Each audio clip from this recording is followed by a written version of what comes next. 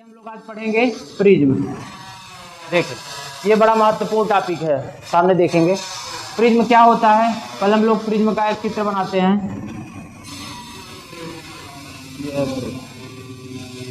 आज प्रिज्म है नहीं मेरे पास, प्रिज्म हम लाएंगे, ठीक है। आज हम ऑर्डर कर दिए, प्रिज्म आ जाएगा 2-3 दिन में, तो आपको प्रिज्म हम दिखाएंगे। समझिए प्रिज्म क्या होता है। देखिए प्रिज्म क्या होता है। प्रिज्म दो त्रिभुजों से, दो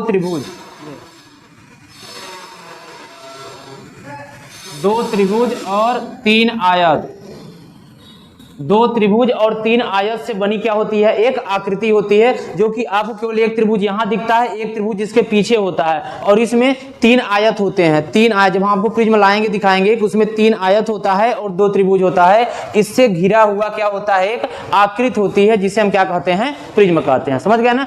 3 त्रिभुज मतलब 3 आयत से, रेक्टेंगल से बना होता है, और 2 त्रिभुज से बना होता है, 2 त्रिभुज से बना होता है, उसे हम लोग क्या कहते हैं, जो दो। अब समझिएगा, जैसे ये हो गया, अब 2 त्रिभुज हुआ ना, तो इनके 2 छोर होंगे। देखिए एक छोर इधर हो जाएगा, एक छोर इधर, ऐसे। जैसे मान लीजिए ये है, समझिएगा, ये जैसे ऐसे मार्कर है ना। अब ये जब मार्कर को ऐसे करते जाएंगे, ऐसे करते जाएंगे, देखिए ये पहले तो सटा हुआ था, जब इसको ऐसे फैला देंगे तो क्या इनके बीच में एक एंगल बनेगा कि नहीं बनेगा। यहाँ से यहाँ जैसे दिख रहा है, देखिए ये देखिए ऐसे दिख रहा है। अब ऐसे दिख रहा है ना, तो इनके बीच में कोण बनेगा ना। ये हमारा क्या कहलाता है, प्रिज्म का कोण कहलाता है। ये वाला, ये जो हमारा कहलाएगा, ये जो कहलाएगा, इसे हम क्या बोलेंगे, कोण बोलेंगे। तो जब त्रिभुज हो गया तो हम इसे 3 नाम दे देंगे। इसका नाम ए दे देंगे, इसका नाम बी दे देंगे, इसका नाम सी दे देंगे। ये हमारा प्रिज्म हो गया। तो प्रिज्म की परिभाषा अगर बोला जाए कि लिखिए, तो प्रिज्म लिखेंगे, प्रिज्म एक ऐसी आकृति है जिसमें जो 3 आयत तथा 2 त्रिभुजों से मिलकर बनी होती है, ठीक है। और इनके बीच का जो ये जो कोण होता है, मतलब 2 छोरों के बीच में, छोर मतलब 2 लाइन, 2 रेखा,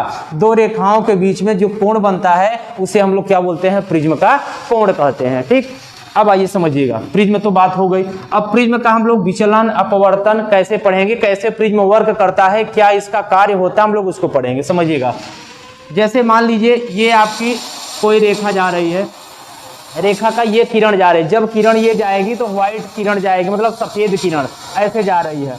जब किरण हम लोग पढ़े थे पिछले चैप्टर में, कल में प्रकाश के अपवर्तन में पढ़े थे। समझिएगा, प्रकाश के अपवर्तन में पढ़ेंगे, जो किरण जाती है उसे हम लोग बोलेंगे, कौन सी किरण बोलेंगे, आपतित किरण। कौन सी किरण बोलेंगे, आपतित किरण। ये जो किरण जाती है उसे हम लोग कौन सी किरण बोलते हैं, आपतित किरण। अब समझिए, बहुत इंपॉर्टेंट चीज ये है। अब ये कौन सा माध्यम हो जाएगा, 2 माध्यम हम लोग पढ़े हैं, 2 माध्यम पढ़े हैं। ये वाला माध्यम हमेशा क्या होता है, वायु। एक वायु हो जाएगा। अब वायु से कहाँ जा रही है किरण, कांच में जा रही है। कहाँ जा रही है, कांच में जा रही है। फिर कांच से कहाँ जाएगी, वायु में जाएगी। फिर कांच से कहाँ जाएगी, वायु में जाएगी। तो 2 माध्यम हो गए। एक बार हमारी किरण वायु से कांच में जाएगी, और एक बार कांच से वायु में जाएगी। हम लोग पढ़े हैं, सुनिएगा। जब क्या होगा, जब हमारा किरण क्या करती है, जब किरण वायु से, वायु मतलब क्या, कौन सा माध्यम होता है, विरल। वायु मतलब कौन सा माध्यम होता है, विरल। भाई मतलब जगह स्पेस खाली है ना, पूरा खाली है, तो वायु मतलब विरल होगा। और कांच मतलब क्या होगा, सघन। कांच मतलब क्या होगा, सघन। फिर वायु मतलब क्या होगा, विरल। फिर वायु मतलब क्या होगा, विरल। तो अब सुनिएगा, जब हमारी प्रकाश की किरण विरल माध्यम से सघन माध्यम में जाती है, ये ऐसे ऐसे जा रही है ना, जब विरल से सघन में जाती है, हम लोग क्या बताए थे, अभिलंब से दूर हटती है या अभिलंब की ओर झुक जाती है। बताइए क्या बताए थे, अभिलंब की ओर झुक जाएगी। क्यों, क्योंकि यहाँ तो हमें बहुत स्पेस है जाने के लिए, हम कहीं भी जा सकते हैं। लेकिन जब हम सघन में जाते हैं, सघन एक ऐसा माध्यम है कि मतलब एक जैसे, अब जब से कांच हो गया, जैसे कांच ही तो है, एक तरह से प्रिज्म कांच है, तो कांच में क्या आपको जाने के लिए ज्यादा जगह मिल पाएगा क्या, नहीं, क्योंकि सघन माध्यम है। तो क्या करेगा, यहाँ पर हम लोग अभिलंब बना लेते हैं। ये ऐसे मान लेते हैं अभिलंब है, ये अभिलंब है, ठीक है ना। ये हम इसका भी नाम भी दे देंगे। आइए इसका नाम हम दे देते हैं यम इंटू यम। ये हमारा क्या है, ये आपका ये माध्यम, ये हो गया अभिलंब।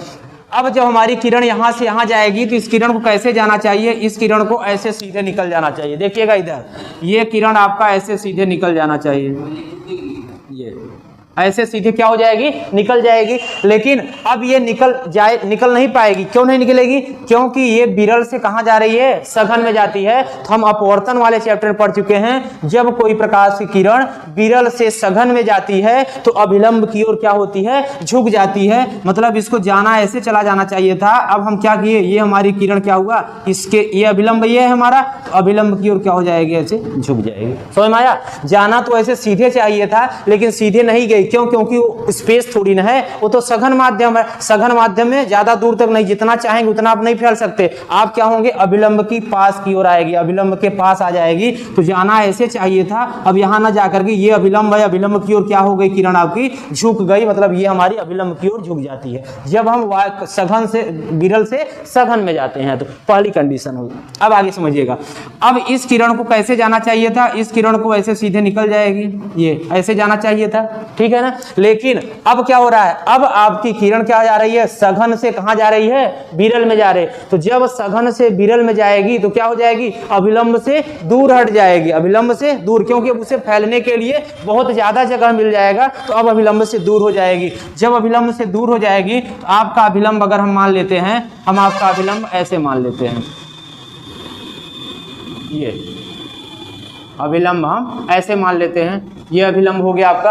अब अभिलंब ये हो गया, किरण को ऐसे जाना चाहिए था। तो अब अभिलंब से क्या हो जाएगी, अभिलंब से ये किरण क्या हो जाएगी, दूर हो जाएगी। समझ पा रहे हैं ना। ये अभिलंब ऐसे जाना चाहिए था ये किरण को, लेकिन ऐसे न जाकर के अभिलंब से दूर हो जा रही है। मतलब ये किरण ऐसे निकल गई। इतना बात समझ में आया ना। तो क्या हम लोग क्या क्या पढ़े, देखिए आपतित जो किरण यहाँ से चलती है, हम इसे नाम दे देते हैं। आइए, इस किरण को हम P नाम दे देते हैं, इसे Q नाम दे देते हैं, इसे हम R नाम देते हैं, और यहाँ पे हम यस नाम दे देते हैं। इसको हम लोग रफ कर देते हैं, ये यस नाम देते हैं, ठीक है ना। ये हम लोग सबमिट देते हैं, ये ठीक है। तो ये हम इसे नाम क्या दे दिए, हम इसे P दे दिए, Q दे दिए, R दे दिए, यस दे दिए। अब सुनिएगा, अब ये क्या है, अभिलंब है। हम लोग अपवर्तन में ये भी पढ़ चुके हैं कि जब क्या होता है, ये आपकी कौन सी किरण है, आपतित किरण है। आपतित किरण जब अभिलंब के साथ जो कोण बनाती है, उस कोण को हम लोग क्या बोलते थे, आपतन कोण। याद है ना, उस कोण को क्या बोलते थे, आपतन कोण। तो ये जो कोण बनाएगा, इस कोण को हम लोग बोलेंगे कोण आई। कोण आई क्या बोलेंगे, कोण आई। ये इस कोण जो अभिलंब के साथ आपतित किरण जो कोण बनाएगी, उसे हम लोग क्या बोलेंगे, आपतन कोण बोलेंगे। अब जो ये वाला, ये परावर्तित किरण है। आपतित किरण मतलब जो जाती है, परावर्तित किरण मतलब जो क्या होती है, उसके उस पार, मतलब बिना विचलित हुए उसके पार निकल जाती है, उसे हम लोग अपवर्तित किरण बोलते थे। तो अब ये तो आपतित किरण हो गई, यहाँ के बाद जो निकल जाएगी उसे हम लोग क्या बोलेंगे, अपवर्तित किरण। तो अब अपवर्तित किरण और अभिलंब के बीच जो कोण बनाएगा, उसे हम लोग क्या बोलेंगे, कौन सा कोण, क्या कौन सा कोण, आपतन कोण, और इसे अपवर्तन कोण बोलेंगे। अपवर्तन कोण मतलब क्या हो जाएगा, कोण आर। ये पिछले चैप्टर हम लोग पढ़ चुके हैं, ठीक है ना। ये आपका आपतन कोण आई हो गया, अपवर्तन कोण आर हो गया। अब सेम यहाँ भी इसी तरह बन जाएगा, ये भी हमारा कोण आई हो जाएगा, और ये भी हम इसको कोण क्या बोल सकते हैं, कोण हम आर बोल सकते हैं, ठीक है ना, कोण आर बोल सकते हैं। ये इतनी बात समझ में आई। अब देखिए, अब इसको हम आगे बढ़ा देंगे, इसको हम आगे बढ़ा देंगे, और इस किरण को, जो ये वाली जो हमारी किरण थी, इस किरण को हम थोड़ा सा क्या करेंगे, पीछे बढ़ा देंगे। थोड़ा चित्र छोटा बन गया है ये। तो अब जब हम इसको आगे बढ़ा देंगे, इसको पीछे बढ़ा देंगे, समझिएगा, ये जो आपका कोण बनेगा ना, ये जो कोण बनेगा, इसको हम लोग बोलेंगे डेल्टा। ये जो कोण बनेगा, इसे हम लोग बोलेंगे डेल्टा। यही डेल्टा हमारा विचलन कोण होता है। कौन सा कोण होता है, विचलन कोण। यही डेल्टा हमारा कौन सा कोण है, विचलन कोण बोलते हैं इसी डेल्टा को। ये जो इसको आगे बढ़ाइए, मतलब PQ को आप आगे बढ़ाए और आप RS को पीछे बढ़ाए। RS को पीछे बढ़ाने पर, PQ को आगे बढ़ाने पर, इनके बीच जो कोण बनता है, इस कोण को हम क्या बोलेंगे, डेल्टा, जिसे हम लोग विचलन कोण बोलते हैं। इतनी बात समझ में आई ना। तो अब इसको थ्योरी लिखना पड़ता है, आपके इसमें पेपर में आता है, इसको पूरा लिख के दिखाइए। तो हम एक बार में बोल रहे हैं, आप सुनिएगा, आप जरूर लिख लेंगे। याद करेंगे तो कभी नहीं लिख पाएंगे, अपने से लिख लेंगे। सुनिएगा, हम बोलेंगे ABC एक क्या है, एक आपका क्या है, प्रिज्म है। ABC क्या है, एक प्रिज्म है। एक आपका क्या होता है, आप जब कोई, मतलब किसी प्रिज्म में क्या जाता है, PQ कोई आपतित किरण है। PQ कोई आपतित किरण किसी प्रिज्म से किसी प्रिज्म के में प्रवेश करती है, पी क्यू कोई आपतित किरण किसी प्रिज्म में प्रवेश करती है तो यहाँ से क्या विचलन के बाद क्या होता है, वो जब विरल से सघन में जा रही है तो क्या होता है, वहां वो अभिलंब की ओर झुक जाती है, अभिलंब की ओर झुक जाती है। तो इस किरण क्या नाम दे देते हैं, क्यू और आर, क्यू आर। अब जो क्यू आर किरण होगा जब ये क्या होगा सघन से विरल में जाएगा तो ये क्या होगा, अभिलंब से दूर चली जाएगी, अभिलंब से दूर चली जाएगी और जिसे हम क्या नाम दे देते हैं, आर एस। ये हमारा, चाहे आप इसे अपवर्तित किरण बोले, चाहे आप इसे निर्गत किरण भी बोल सकते हैं। निर्गत मतलब जो बाहर निकल रही है उसे निर्गत किरण बोलेंगे, ठीक है। ये हमारा आर एस हो जाएगा। अब हम क्या करेंगे, ये आपका ये अपवर्तित किरण और ये जो आपका अभिलंब है, इनके बीच में जो कोण बनेगा, आपतन कोण मतलब आपतित किरण और अभिलंब के बीच में जो कोण बनेगा उसे हम लोग अपवर्तित आपतन कोण बोलेंगे। और ये जो आपका अपवर्तित किरण है और अभिलंब के बीच जो कोण बनेगा उसे हम लोग कौन सा किरण, अपवर्तित कोण बोलेंगे, ठीक। अब ऐसे यहाँ पर भी हो गया। अब इसको पी क्यू को हम आगे बढ़ाए और आर और यस को हम पीछे बढ़ाए, इनके बीच में जो कोण बना उसे हम क्या बोलेंगे, विचलन कोण बोलेंगे। बात समझ गए ना, ये आपका पूरा स्ट्रक्चर हो जाता है, मतलब ये आपको समझना पड़ता है, ठीक है। तो यही आपका समझने वाली बात थी। बाकी क्या क्या है हम लिख देते हैं। यहाँ पे जो कोण ए है उसे हम क्या बोलेंगे, प्रिज्म का कोण, क्या बोलेंगे, प्रिज्म का कोण। ये जो कोण ए है, समझिएगा इधर, जो कोण ए है उसे बोलेंगे प्रिज्म का कोण। अब देखिए जो आपका ये है क्या है, पी क्यू जो किरण है, जो पी क्यू है इसे कौन सी किरण बोलेंगे, इसे बोलेंगे आपतित किरण। जो पी क्यू है इसे क्या बोलेंगे, पी क्यू को बोलेंगे आपतित किरण। अब इसके बाद पी और ये क्या है, क्यू और आर, जो क्यू आर है इसे हम लोग क्या कौन सा किरण बोलेंगे, अपवर्तित किरण। जो क्यू आर है इसे बोलेंगे अपवर्तित किरण। अब समझिए जो आर और यस है, ये किरण आर और यस को हम लोग बोलेंगे निर्गत किरण, जो बाहर निकल रही है इसे बोलेंगे निर्गत किरण। अब इसके बाद समझिए, अब किरण की बात हो गई। यमयन जो है ना अभिलंब है, यहाँ एक्स वाई नाम दे देते हैं, लिखेंगे यमयन कामा एक्स वाई क्या है, नॉर्मल है, जिसे हम लोग हिंदी में अभिलंब बोलते हैं। ये आपके अभिलंब है। यमोन और एक्स वाई क्या है, अभिलंब है। और समझिए अब देखिए इनके बीच जो कोण बन रहा है, कोण आई कौन सा कोण है, इसे हम बोलेंगे आपतन कोण। कोण आई को बोलेंगे आपतन कोण और कोण आर को क्या बोलेंगे, अपवर्तन कोण।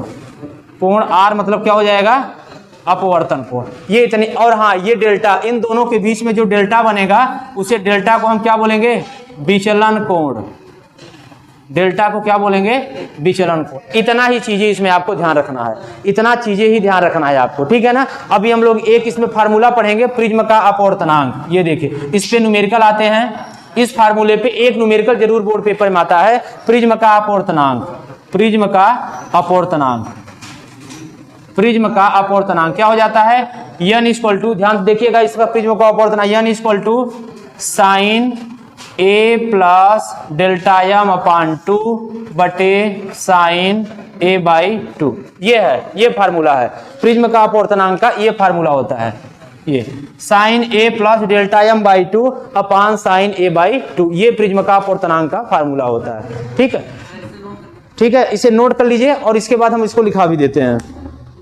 ये अभी फिगर बना लीजिए, इसके बाद हम लिखवा देते हैं। फिगर बना दीजिए फिर लिखवा लेते हैं, पहले फिगर बना लीजिए।